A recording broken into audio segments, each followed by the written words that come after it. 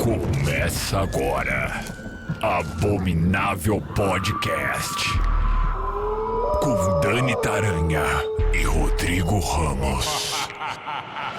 Oi, gente, bem-vindos ao Abominável Podcast. Dani Taranha por aqui com Rodrigo Ramos. Olá, Rodrigo. Olá, sejam todos bem-vindos à nossa festa de aniversário surpresa, né? É surpresa? Será? É surpresa, ele não sabe. E vai ser surpresa por um bom tempo, porque eu acho que ele talvez nunca saberá. Será? Eu vou contar pra ele depois. Estamos falando de Stephen King, que no dia 21 de setembro vai completar 77 anos. Se você está ouvindo esse podcast depois dessa data, ele já tem 77 anos, é isso. Nós já fizemos, me lembra aqui, Rô, foi ano passado que a gente fez um especial do Stephen King, de filmes? Exatamente, ano passado a gente fez um no aniversário dele também, falando sobre os filmes do Stephen King. E aí, muita gente comentava, faltou tal coisa. Mas isso aí não é filme, isso aí é série. E então surgiu a ideia de, no aniversário deste ano, comemorarmos com as séries, os nossos destaques das séries de Stephen King. Se a gente quiser, a gente faz todo ano um especial, porque esse homem, ele não para. Este homem tem uma obra que a cada você piscou, tá saindo uma adaptação, tá saindo alguma coisa do Stephen King. Falaremos isso hoje, mas antes, apoia.se/Abominável Podcast, você participa e ajuda a gente a comprar o quê? Bexiga, o bolinho. Pagar o bolo, né? Pagar o frete do bolo, porque ele vai ter que... vai ter que entregar longe. Então, assim, a sua contribuição ajuda a gente a deixar essa festa mais animada. Você acha que a gente contrata, tipo assim, palhaço pra animar a festa? Vou palhar um Pennywise, hein? Pennywise. Te contrata alguém vestido de Pennywise pra animar essa festa? Ou, sei lá, algum mágico? Não sei o que pode acontecer. Mágico, tem a moça da cartola lá, dá pra chamar ela. Será que ela faz truque de cartas lá? Mas é isso, nossa festa para o Stephen King está garantida e você nos ajuda. apoia.se/Abominável Podcast. E para falar deste homem, este ícone, a gente trouxe aqui um cara que eu acho que ele é um pouquinho só fã. Eu acho que não é muito fã. Você acha que ele é muito fã, Rodrigo? Então, eu talvez diria até uma Cat Bates lá, esqueci o nome da personagem. Você acha uma pessoa obcecada, você acredita? Não, nem tanto. Por que isso? Porque estamos aqui com o responsável pelas páginas do Stephen King BR, ou seja, uma pessoa que conhece a obra deste homem, e este homem, não o Stephen King, o do Stephen King BR se chama Edilton Nunes. Oi, Edilton, tudo bem? Bem-vindo. Olá, seja bem-vindo. Olá, Dani, olá, Rodrigo. Muito obrigado pelo convite, foi uma honra. Quando eu recebi o e-mail do Rodrigo, eu já fiquei até emocionado. Eu falei, poxa, que legal, é sempre bom falar sobre o Stephen King na internet, com pessoas legais, então é melhor ainda. Mas eu não sou um leitor estilo Annie Wilkes, não, pelo amor de Deus. Eu sou um leitor casual, alguém que lê de vez em quando. Na folguinha, né? Tô com uma folga, vou ler aqui um livrinho. Quase isso. Até porque os livros são curtos, né? Então, são 15, 30 páginas no máximo. São novelinhas, praticamente. São contos, né, gente? Um almoço, você mata isso aí rapidinho. O Edilton, me fala uma coisa, da onde surgiu, assim? Qual foi o primeiro livro? Qual foi o primeiro contato que você teve do Stephen King? Acho que assim como a maioria dos leitores, a gente chama de leitores fiéis, né? Assim como a maioria dos leitores fiéis, eu conheci Stephen King pelas adaptações, né? A primeira adaptação que eu assisti dele foi uma adaptação de um conto de um livro chamado Depois da Meia-Noite, se chama Os Langoliers. No Brasil saiu com o nome de Fenda no Tempo, se eu não me engano. Faz tanto tempo que eu assisti, mas saiu com o nome de Fenda no Tempo. E eu assisti na época na Record ainda. A Record ainda exibia filmes do Stephen King na sua grade, e muitos, eles adoravam as adaptações do King. Aí eu assisti essa primeira adaptação e falei, caramba, que filme legal. E eu vi o nome Stephen King e pensei, deve ser um diretor, né? E aí eu fui pesquisar um pouquinho e descobri que não, que ele era um escritor e tudo mais. Aí daí eu comecei a conhecer outras obras. O primeiro livro que eu li foi Carrie, né? Eu nem sabia que era o primeiro livro publicado dele ainda na época, mas foi o primeiro livro dele que eu li. Eu detestei Carrie. a primeira vez que eu li. Achei muito parado, muito prolixo, achei enrolado demais, mas tem uma longa história, porque depois eu reli, né? Eu acho que o momento que eu li Carrie a primeira vez foi uma questão de falta de maturidade da minha parte, porque eu era muito novo, muito jovem, então eu não tinha ainda aquela vivência para entender algumas coisas que são tratadas no livro. Tanto que depois, posteriormente, o livro virou o meu tema de TCC, né, de trabalho de conclusão de curso na universidade. Depois que eu reli ele e tudo mais, eu peguei um gosto por ele. Mas eu insisti, aí veio o Cemitério, depois veio Zona Morte e todos os outros que vieram depois. Isso foi lá em... Ixi, agora eu vou revelar a minha idade. Foi lá em 1996. 95, 96, mais ou menos. Por aí. Olha que loucura. E aí, depois que você teve conhecimento, então, e começou a ler, você resolveu fazer a página? Ou isso foi depois? Como é que foi essa coisa de criar o Stephen King BR? Foi bem depois, porque a gente tinha, na época, quando eu li a primeira vez, a internet no Brasil ainda estava engatinhando, né? Ela começou a se popularizar mais em 99, 2000. E aí, na época que começou a popularizar a internet no Brasil, a gente criou a comunidade no Orkut, no finado Orkut. Eu gostava do Orkut. Eu fiz parte dessa comunidade. Que tempo bom que era o Orkut. Não é essa palhaçada que é esse Facebook. Mark Zuckerberg acabou com o planeta, esse arrombado do inferno. Tem um ódio dele, não tem noção. Pois é, aí a gente criou a página no Orkut e fizemos muitos amigos, né, dessa época e tudo mais, mas aí o finado Orkut faleceu, e aí em 2007 eu comecei com um projeto de um site voltado só para a Torre Negra, para a saga Torre Negra, que era o Projeto 19. Inclusive ele existe até hoje, pode ser acessado lá pelo stevenking.com.br/Projeto 19. É um site bem completinho assim, sobre a Torre, eu super recomendo para o pessoal. E ele foi meio que um embrião do Stephen King Brasil, né? Depois que eu comecei a fazer, eu pensei, caramba, acho que eu tenho muita coisa para falar sobre o Stephen King também, não só sobre a Torre Negra, né? E aí, em 2011, surgiu o stevenking.com.br, junto com as redes sociais, na época, Instagram, Twitter e etc. E de lá pra cá é a história. Estamos aí até hoje. Ele sabe da existência? Sabe sim. A gente não tem um contato oficial porque ele não tem esse tipo de contato com os leitores, com os fãs dele, né? A gente tinha um contato até um pouquinho mais próximo quando a antiga agente dele, antes dela se aposentar, a Márcia de Filippo, que era a antiga agente dele, mas aí ela se aposentou e a nova agente, agora a gente não sabe nem quem que é, na verdade. Mas ele sabe da existência, assim, porque ele respondeu um tweet nosso uma vez. Ele tinha aberto uma sériezinha de perguntas, né, que ele ia responder. E ele falou, faça as perguntas que eu vou escolher algumas para eu responder e tal. E eu lembro até a pergunta que eu fiz, eu perguntei se ele pretendia vir algum dia para o Brasil, se não estaria interessado em vir para o Brasil. Aí ele respondeu que adoraria conhecer o Brasil e tudo mais, mas que não estava nos planos recentes dele. Ou seja, não quero. Não, legal, se alguém pagar eu vou, tipo assim, é tipo isso, entendeu? Eu entendo, porque ninguém tá podendo gastar muito. Ele é bem recluso, né? Ele raramente sai dos Estados Unidos, né? Vez ou outra ele vai pra Inglaterra e tal, mas fora dos Estados Unidos ele raramente sai. E tem também aquele lance de que o pai dele trocou a família dele por uma brasileira, né? Então a galera monta todas as teorias de que ele tem raiva no Brasil. E aí ele ficou o quê? Pistola com o Brasil por causa disso.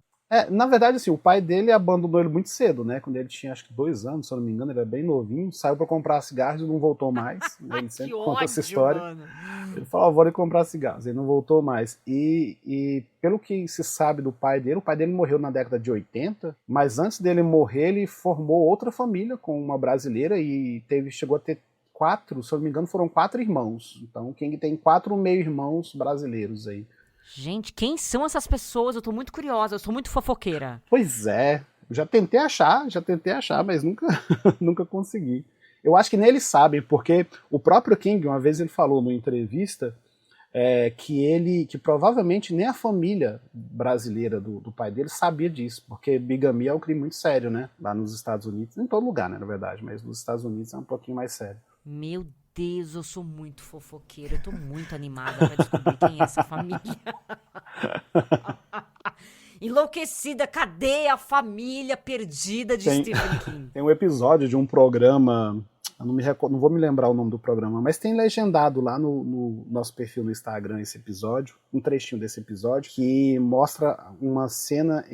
É um programa onde o apresentador ele investiga sobre o passado, né, das pessoas, de pessoas famosas. Ele monta a árvore genealógica dele. E aí ele chama o Stephen King e tal, e monta a árvore genealógica dele e mostra uma foto do pai dele pela primeira vez para ele. E aí explica que o pai dele... É nesse programa que ele descobre que o pai dele tem uma família brasileira e tudo mais. E é uma cena bem bonita, inclusive. O King dá até uma travadinha assim no sistema operacional dele, quase chora. É tipo como é que chama? O arquivo confidencial do Stephen King. Isso, é mais ou menos isso. Mas, inclusive, ele revela que o pai dele também era escritor, ele também escrevia, mas nunca obteve sucesso e tal. Tem umas informações bem interessantes. Não, assim, a gente tá aqui pra falar da obra, mas por mim eu ficaria 1 hora falando das fofocas do Stephen King. Porque, tem muita, viu? gente, eu não tinha ideia dessa família brasileira, desse pai lixo. É o Donald, o nome dele era Donald Edward King. Aí a gente entende alguns temas, né, da obra do Stephen King aí com esse... Ele usa muito, né, da vida pessoal dele para escrever os livros, os complexos dele. Posso falar? É bom o Stephen King não descobrir, porque brasileiro, a gente sabe como é que é a raça. Vão querer ir lá pedir alguma coisa emprestada, vão querer infernizar a vida. E depois que o pai dele faleceu, ele descobriu que, na verdade, eles não estavam morando longe. Era questão de, assim, outra cidade, a menos de 15 quilômetros de distância de onde ele estava morando para onde o pai dele estava vivendo com a outra família. Então foi falta de interesse total, né, do cara de acompanhar, Não quis saber real oficial. Parece uma gata que meu ex-marido tinha, que simplesmente depois de X anos ela falou, não quero mais ficar aqui, vou pra outra família. E ela foi pra outra família por livre e espontânea vontade. Ela simplesmente saiu da casa e entrou numa outra casa e não quis sair de lá. Não quero mais morar aqui e foi embora. É tipo o pai de Stephen King. Já deu de vocês pra mim. O pai dele era marinheiro, né? Então até a mãe do Stephen King ela costumava falar que ele era um marinheiro mercante, né, dos Estados Unidos. E ele era aquele tipo de pessoa aventureira, que gostava de viajar, provavelmente se envolvia, né, muito com outras mulheres e tal. A própria Ruth, né, a mãe do King, ela comentava com o King que ele era o único vendedor de aspirador de pó que visitava as mulheres às 2 horas da manhã.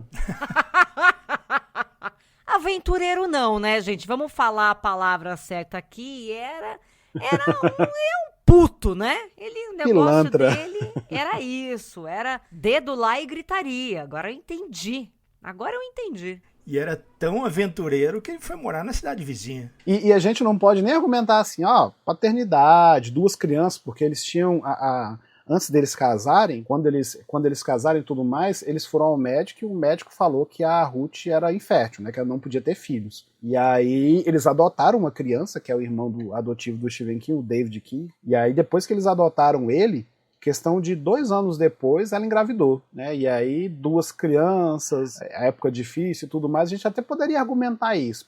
O cara se sentiu pressionado e tudo mais, mas ele fugiu, foi montar outra família, uma cidade vizinha, teve 4 filhos da outra família, então não faz muito sentido. Aí ele queimou os argumentos, né? Ele não tem argumento nenhum, este homem vagabundo. É isso que ele é. Eu estou chocada com essas informações. Chocada. Tá vendo? Aqui é jornalismo verdade nesse programa. Entendeu? Aqui a gente conta a história. Não medimos as palavras. Aqui é isso. Vida real aqui neste programa. Coitado de Stephen King. Dá pra entender a cabeça do homem agora. Bom, vamos entender então a cabeça do homem, porque já falamos bastante da fofoca. Antes da gente entrar na série, Edilton, teu filme preferido do Stephen King? Não é nem livro, é filme mesmo. Caramba, essa pergunta é muito capciosa. E muita gente me faz essa pergunta, porque tem algumas adaptações que são muito boas.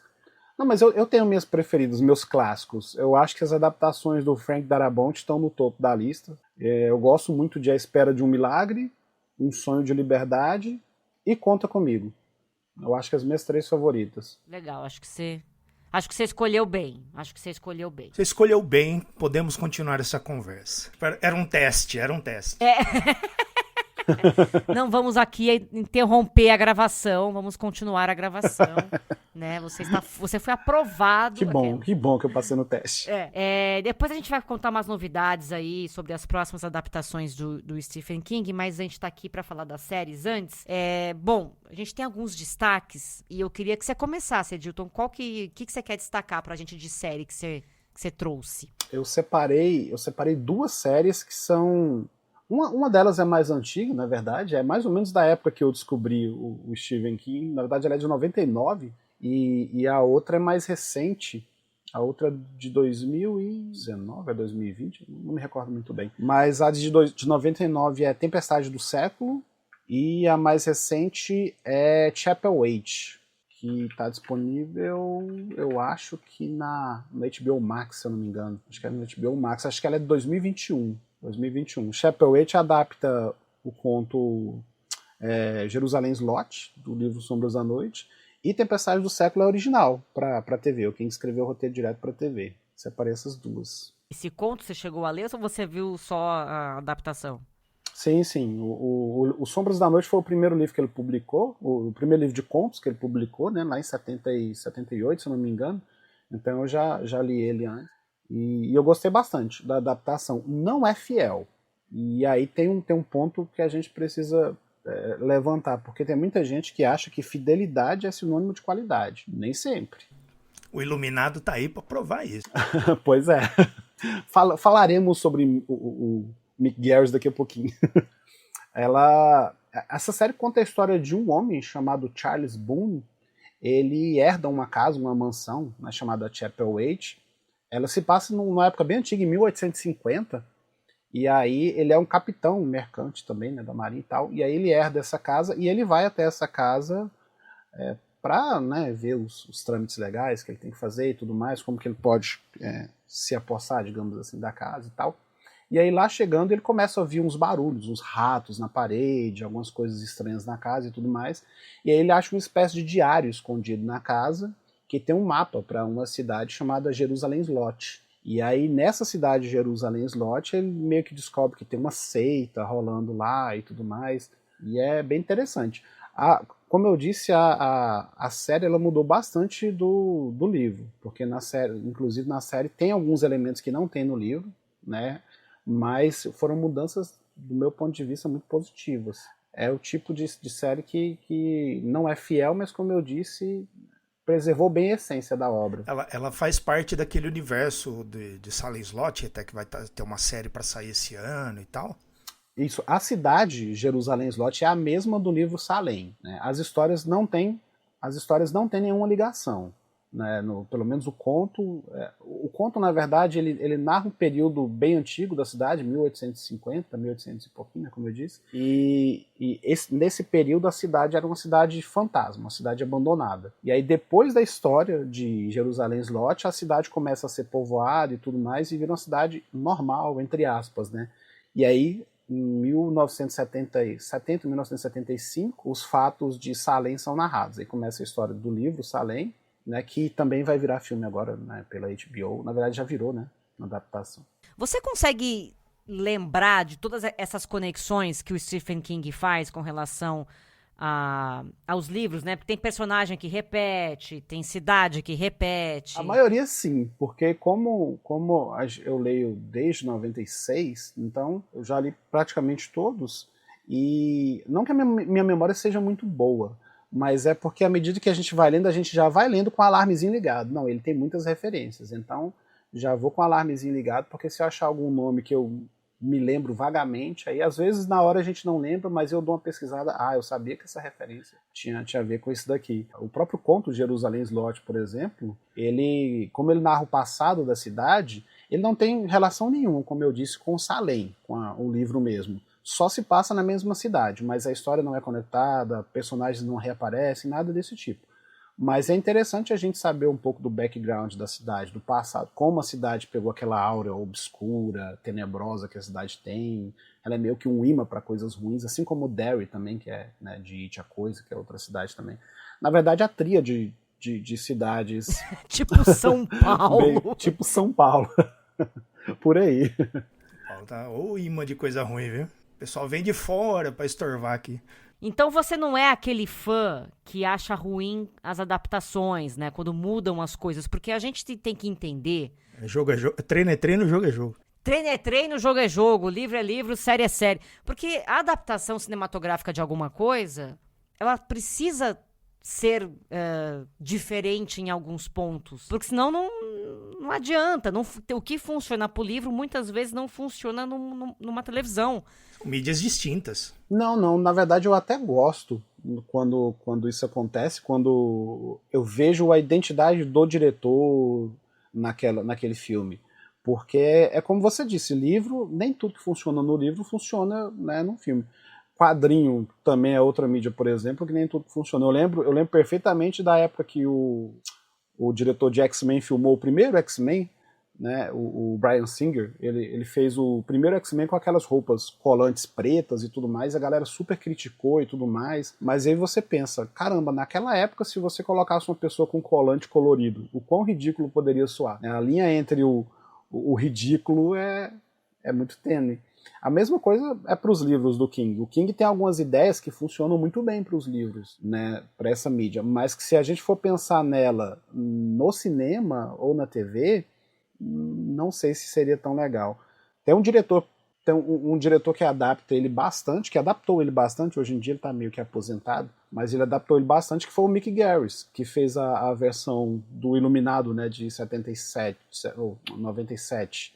Né? O Mick Garris ele é extremamente fiel às obras do King. Se você pegar todas as coisas que ele fez, Desespero, Iluminado, que mais que ele fez? Fez Dança da Morte, enfim, fez muita coisa, e isso, Andando na Bala, e tudo que ele fez é extremamente fiel, mas são ruins.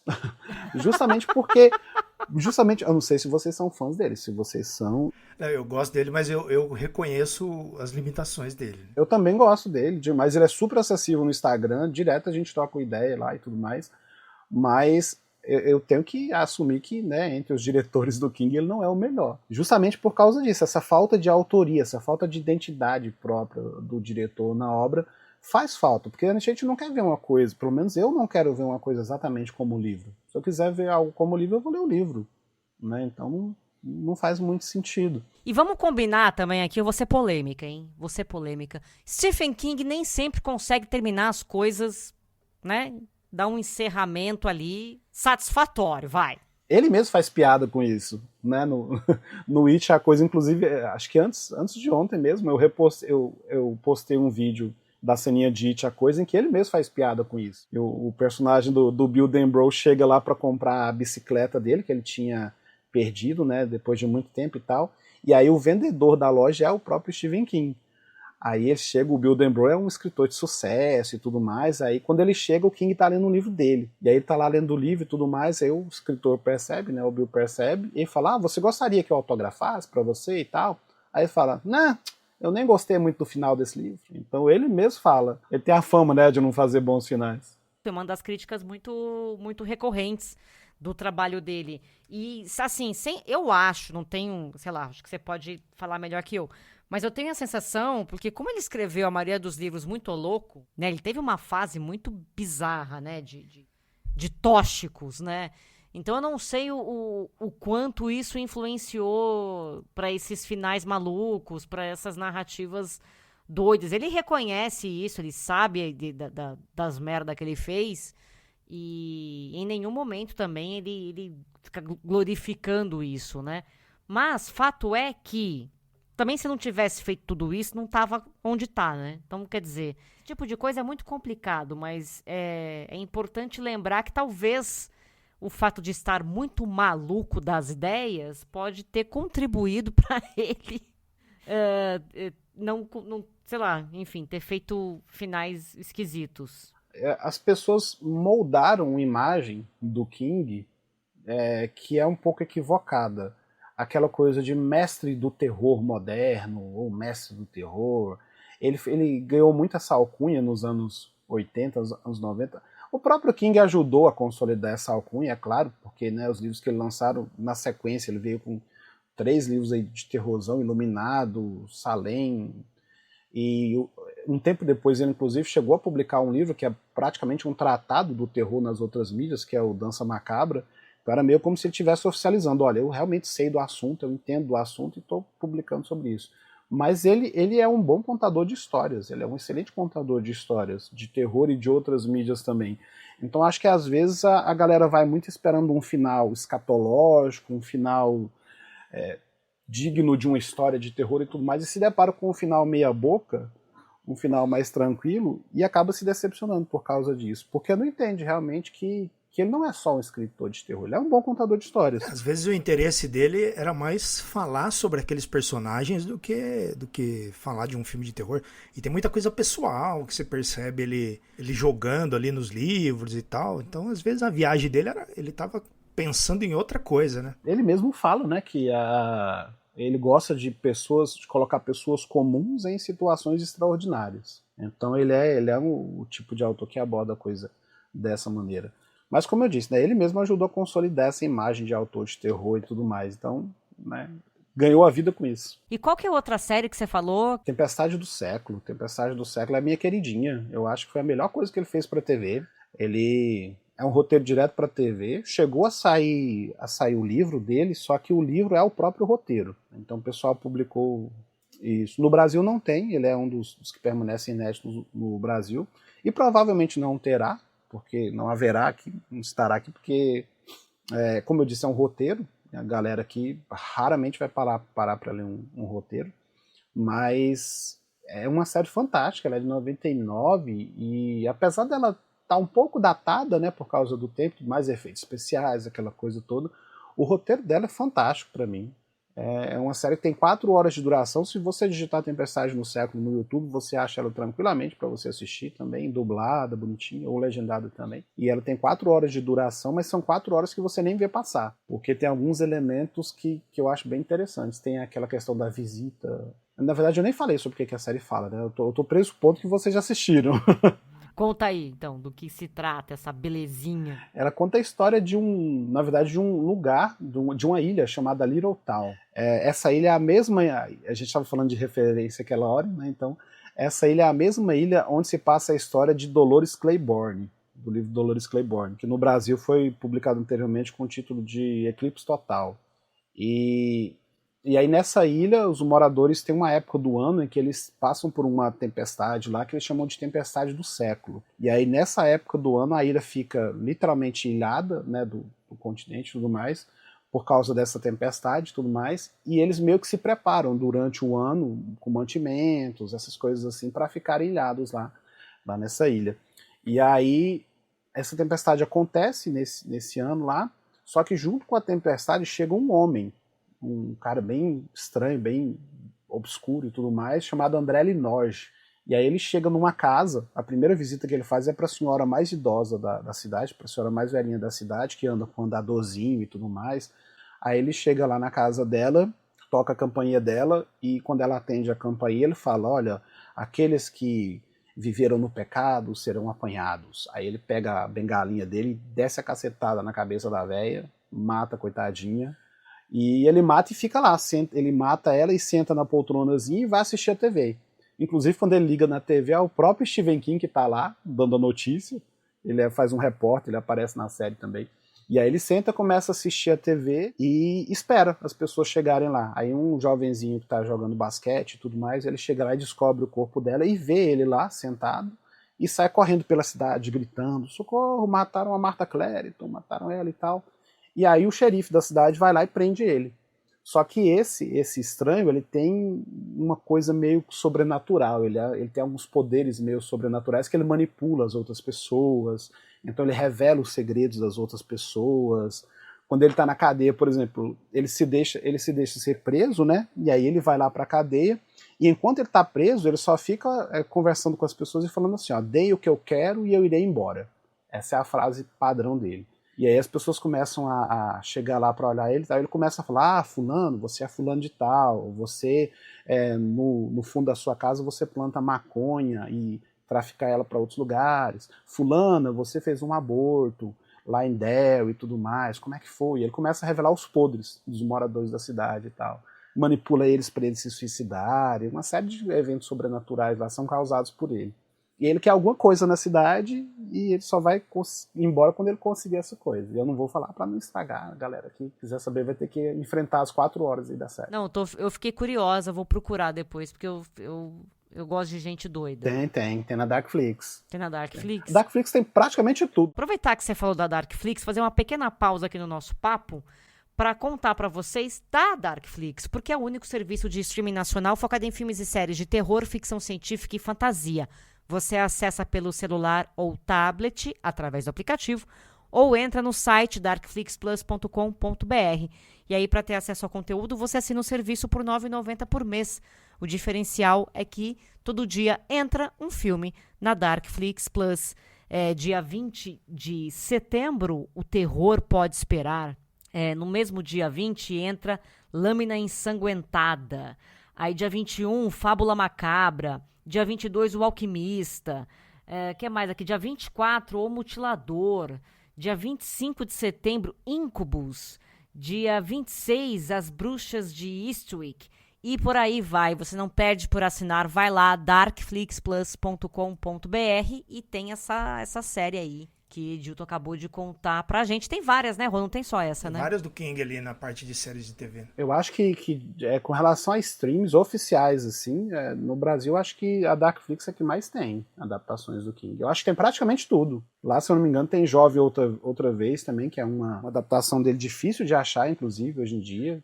Tem Trucks, Rose Red, Kingdom Hospital. Caramba, Kingdom Hospital não tem lugar nenhum, com exceção, claro, né, da Darkflix. Ruim pra caramba. Kingdom Hospital é muito ruim, mas vale pela curiosidade.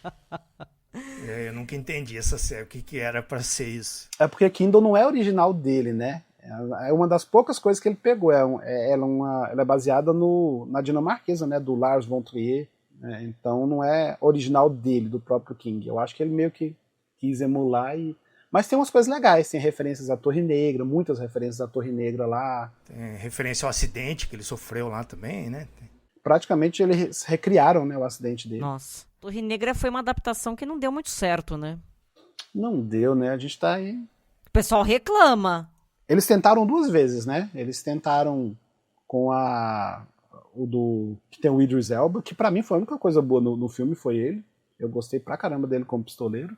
E eles tentaram com a Amazon também, né? O Glenn Mazzara tentou fazer uma adaptação, chegaram a gravar o primeiro episódio, inclusive, o episódio piloto, mas a Amazon olhou e falou, olha, não está nos nossos padrões de qualidade. Eles usaram esse argumento, falaram, ó, não está como a gente gostaria que estivesse. E aí cancelaram. Agora está nas mãos do Mike Flanagan, né? O Mike Flanagan, eu confio. Mike Flanagan eu gosto bastante. Vamos ver o que ele vai aprontar.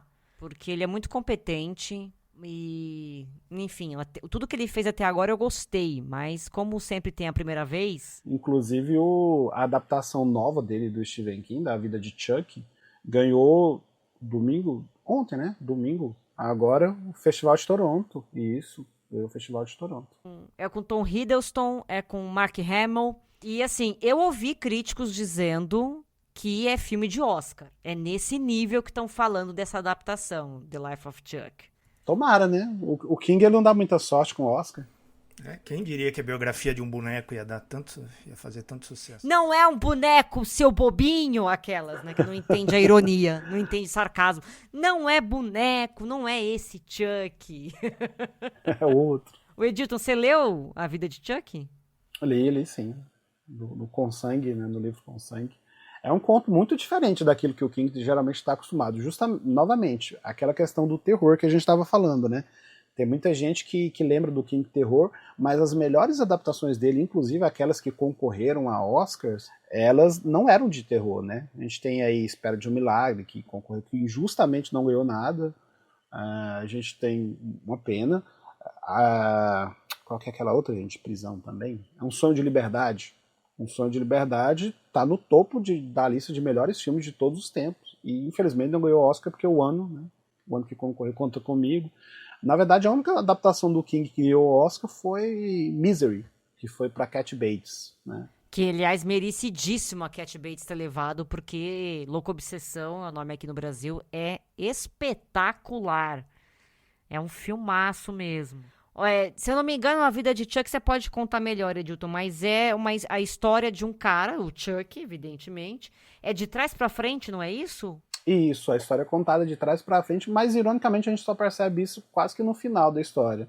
Né? O meio da história parece um pouco confuso, você fica um pouco perdido, mas aí vem meio que o plot, assim, a gente acaba percebendo que é a história dele contada de trás pra frente. Se eu contar mais detalhes do que isso, vou estragar um pouco a experiência pessoal. Até porque essa é a sinopse, então a gente mantém a sinopse pra não estragar a surpresa. Eu tô muito ansiosa pra assistir A Vida de Chuck, quero que chegue logo aqui pra gente no Brasil. E também temos agora, né, a adaptação de Salem, que também vai pra Max, se não me engano, que vai, né? E também tô ansiosa pra assistir, eu vi ali o trailer, eu achei bem bonito, achei muito bem feito. Falei, caramba, eu acho que vem coisa boa por aí. Tô ansiosa também pra essa adaptação. Ô, Rodrigo, você não quer contar pra gente o seu destaque de série, não? Olha, eu trouxe aqui uma dessas que, como o Edilton comentou aí, foi uma que meio que eu tava descobrindo quem era o Stephen King ali. Lá nos anos 90 eu peguei alguns filmes e comecei... Na verdade, saiu numa revista.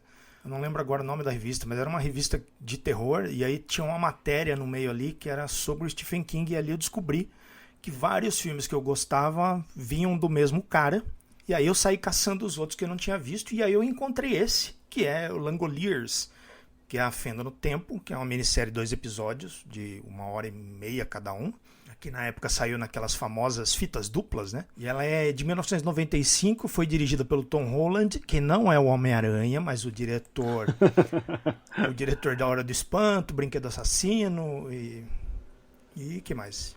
Não muito mais do que isso. Nada que mereça tanto destaque. E eu gostei muito dessa série, assim. Eu nunca li o livro, o conto original, né? Que ela é baseada num conto. Mas eu gosto do conceito aqui de como funciona a viagem no tempo. Que é o quê? Aqui a gente tem um avião, um voo noturno ali de Los Angeles para Boston. E aí eles estão viajando e tal. No meio do caminho, a galera percebe que mais da metade das pessoas que estavam naquele avião desapareceram. E aí eles conseguem pousar, né? Os passageiros que estavam dormindo não desapareceram. Os que estavam dormindo ficaram ali, enquanto os que estavam acordados sumiram. E aí esse avião consegue pousar e tal, e eles vão tentar entender o que está acontecendo, vão investigar, e eles percebem que eles passaram por uma fenda no tempo e jogaram eles pro... Agora eu não lembro se é passado, né? Por passado. E aí o Stephen King, pelo menos aqui na série, né, explora uma ideia interessante de como as coisas funcionam numa viagem no tempo pro passado, porque eles, por exemplo, eles estão lá perdidos e tal, e aí os caras vão comer alguma coisa, né? E aí eles vão lá no aeroporto, pegam as coisas para comer, mas eles não sentem o gosto. Eles não sentem o cheiro. As sensações, elas já passaram, né? Elas seguem pro futuro, enquanto o que ficou no passado assim, é tipo meio que uma impressão só. É muito louco essa ideia. Aí tem uma coisa que eu já questiono um pouco mais, que são os Langoliers, né, do título, que são umas coisas feitas por CGI o mais datado possível, lá de 1995, que é meio que uma batata com os dentes, assim, um negócio muito... É um bagulho muito esquisito que eles destroem no passado, né? Enquanto o futuro foi pra frente, o que sobra ali eles dão um jeito de dar cabo, né? Eles limpam a tela, eles apagam a lousa ali da realidade. E é bem legal, assim, embora tenha essas coisinhas de ser muito anos 90 ali pra TV, e tem esse visual um pouco datado, eu gosto muito da história e desse conceito de viagem no tempo que o Stephen King usa. Gosto também. O meu destaque vai para uma série que eu acho que eu já contei aqui, mas eu gostei tanto dela, da adaptação, que eu vou falar de novo. Estou falando de The Outsider, série de 2020 que está na Max para vocês assistirem. São, se eu não me engano, 10 episódios. E antes de falar da história, eu preciso contar para vocês do Coco. Ou do Cuco, ou da Cuca, né? Porque segundo a lenda portuguesa, tem um monstro chamado El Coco, ou aqui pra gente, Cuco, ou Cuca aqui no Brasil, Que é aquele negócio, né? Se você for uma criança que não obedece pai e mãe, vem te pegar, né? Cola aí. É tipo o homem do saco, só que de um jeito um pouco pior, talvez. Não tenho certeza. Mas, enfim, é uma criatura, uma entidade que... uma lenda que comia crianças. E aí os pais usavam isso para deixar os seus filhos na linha. E aí a coisa foi evoluindo, e aqui no Brasil a gente chama de cuca mesmo, né? Tanto é que tem aquela música, né? Nana, neném, que a cuca vem pegar, coitada da criança, não dormir, a cuca vai e pega ela. Então ela tem que dormir. Então, enfim, coisas que a gente escuta desde sempre. Aí Stephen King teve conhecimento desta lenda, pelo menos é o que diz a história, e aí em 2018 ele lançou o livro The Outsider. Claro que ele modernizou tudo isso, né, fez ali uma ideia de uma criatura que pode se esconder entre nós, assim. Ela pode ser um duplo nosso, né? Então você não pode confiar em ninguém, porque às vezes eu tô aqui, mas não sou eu, entendeu? Às vezes eu sou a cuca, vocês não estão sabendo. Peguei vocês, entendeu? É tipo isso. E aí ele fez essa adaptação e a série conta a história de um cara, que é o Jason Bateman, que inclusive dirige os 3 primeiros episódios, ele também é produtor da série, o ator. Ele é treinador de um time de beisebol, um time infantil. Tá lá, uma pessoa querida pela comunidade, uma pessoa ótima. Num belo de um dia, ele é preso na frente de todo mundo, acusado de assassinato de um menino de 11 anos. Aí ele fala, o senhor está muito maluco, porque eu não estava nem aqui, meu bem. Eu estava em outra cidade. O detetive fala, como assim, queridão? Ele fala, peraí que eu vou te provar. E aí, ele consegue provar que ele não estava lá naquele dia, nem naquela hora. Ele não estava na cidade, não estava nem perto. Tem um vídeo lá que prova que ele estava em outro lugar. E aí, o detetive fala, tem caroço nesse angu. E a história toda se desenrola, né? De tentar achar o que está acontecendo e tal. E aí ele encontra com uma mulher, que é a Holly, uma investigadora que também já apareceu em outras obras do Stephen King. Ela é uma mulher ali que vem trazendo essa informação aí né, uma pessoa crente, vamos assim dizer. Traz aí as ideias, né, as lendas, enfim.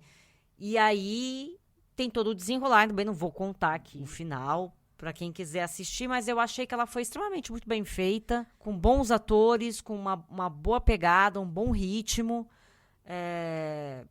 Achei que ficou, assim, redondo, né? E tem uma fala que eu gosto muito dessa série, que eu acredito também que esteja no livro, que eu não li o livro, só por isso que eu estou dizendo isso, que perguntam pra criatura, né? Porque a criatura come criança, né, gente? Um negócio...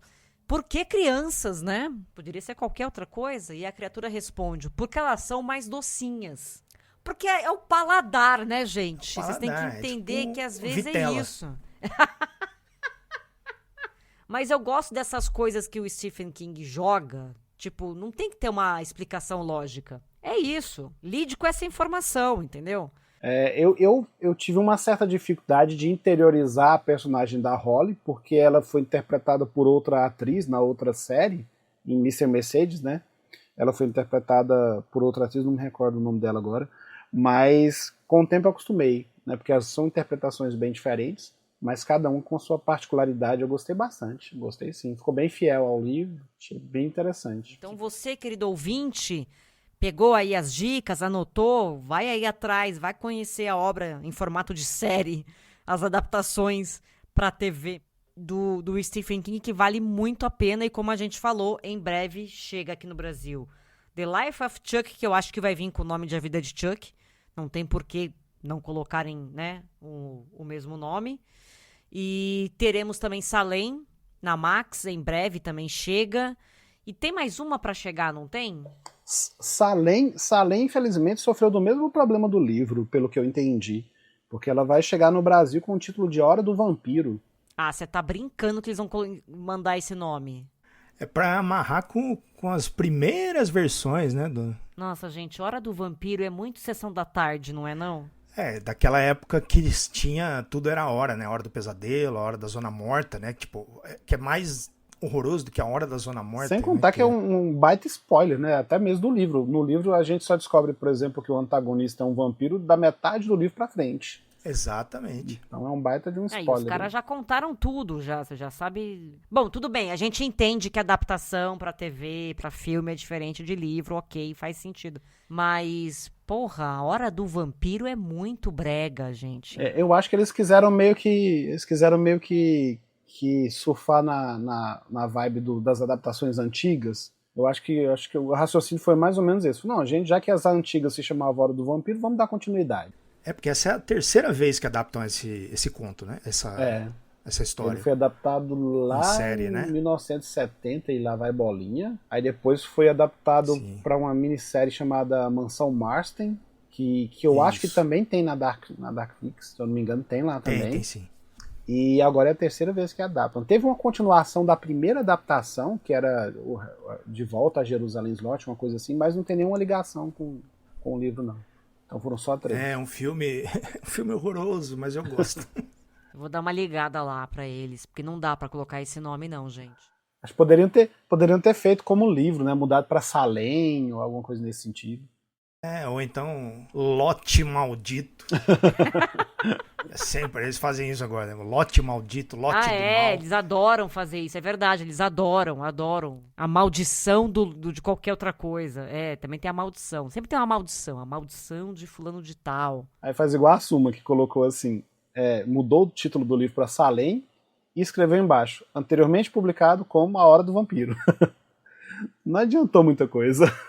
O Bala de Prata, né, também. Bala de Prata também tem isso, né? Que era a Hora do Lobisomem por conta dessa leva aí de a hora ali dos anos 80, 90, comecinho dos 90. A Hora do Lobisomem. Também é bem feio esse nome. Vamos parar de usar esse nome, gente? 2024, né? A Hora do Frankenstein, a Hora da Múmia, e aí vamos fechando. Se deixar, a galera se empolga, meu. Não tem um que se escape daqui. 2024. Isso é tão anos 90, né? Anos 80. Nossa, é muito, muito. Não dá mais. Não dá mais. Vamos ter que mudar isso daí. Eu vou ligar lá. Deixa comigo. Edilton, muito obrigada, viu, pela sua participação aqui no Abominável Podcast. Foi muito legal esse papo. Eu é que agradeço pelo convite, Dani. Como eu disse, eu fiquei extremamente lisonjeado quando o Rodrigo, né, me fez o convite por e-mail e eu aceitei na hora. Já respondi para ele e-mail, falei, não, topo, sim. Para mim é um pouco difícil arrumar essa questão de tempo, organizar e tudo mais, porque eu sou professor e eu não trabalho oficialmente com o perfil nem nada desse tipo. Então, minha carreira mesmo é como professor. Então, para organizar o tempo é difícil. Mas a gente sempre dá um jeitinho de organizar, porque é sempre bom falar sobre Stephen King na internet com o pessoal e com pessoas tão maravilhosas como vocês. Então, muito obrigado pelo convite. Que isso? Eu vou falar, viu? Você é um querido. E ai de você se não tivesse aceitado aquelas que já começam a causar, né? Tava tudo indo tão bem, a pessoa vem surta. Próximo e-mail eu já ia com vírus, já, né? Já... Ai, que horror. O Rodrigo não manda vírus, hein, gente? Tem certeza? Vamos aqui dizer, o Rodrigo não manda vírus. Brincadeira. Pode aceitar, tá tudo certo. Ou não. E quem quiser, então, conhecer e saber um pouquinho do Edilton, é só procurar Stephen King BR, né, Edilton? Nas redes sociais, o site, tudo, né? Isso, a gente tá no Instagram, instagram.com/StephenKing_BR, ou então digita Stephen King Brasil, que dá pra achar lá tranquilo. Estamos no Twitter também, apesar que o Twitter agora é quase um finado, né, então não tô movimentando muita coisa lá. Ele deu uma morrida, né? Na verdade, eu só frequento o Twitter pra saber o que o Stephen King anda falando, porque é a única rede social que ele ainda tem, que ele ainda administra. Então eu só entro lá pra saber. E ele é ativo, né? É bem ativo, ele é um crítico ferrenho do Trump, né? Então ele tem que ter algum lugar pra xingar o Trump, coitado. Ele tem que ir pra um lugar pra xingar. Eu gosto de gente assim. E ele tá sempre dando os pitacos dele sobre filme de terror também. E tem o site também. Se o pessoal quiser conhecer o site, stevenking.com.br. Os queridos Yuri e Lana Francieri, que é o pessoal do nosso staff, eles estão sempre atualizando o site com as novidades. Eu cuido mais das redes sociais agora, e eles cuidam mais do site. Mas estão sempre atualizando com as notícias mais recentes e tudo mais. Então, quer saber alguma coisa sobre o Stephen King? Entra lá no site, que tá tudo lá. Maravilha. Obrigada mais uma vez. E, Rodrigo, muito obrigada mais uma vez também, viu? Pela sua presença aqui nesse podcast, que é seu, inclusive. Muito obrigado por me receber aqui no meu podcast também, Dani. O nosso, né? O nosso. Que bom que você veio no seu podcast. E muito obrigado, Edilton, por aceitar o convite e nos trazer notícias fresquinhas, inclusive esse papo aí da família que eu vou também investigar. Nossa, eu tô muito fofoqueira, gente. Vocês não estão entendendo. Tem uma biografia da Darkseid muito boa, que tem todos esses detalhes de fofoquinhas e tudo mais. Chama Coração Assombrado a biografia. Muito boa. É isso, meus queridos. Semana que vem tem mais Abominável Podcast. Um beijo pra vocês. Beijo, Rô. Beijo, Edilton. Beijo. Tchau, tchau. Beijo. Abominável Podcast. Siga-nos no Instagram, @Abominável Podcast.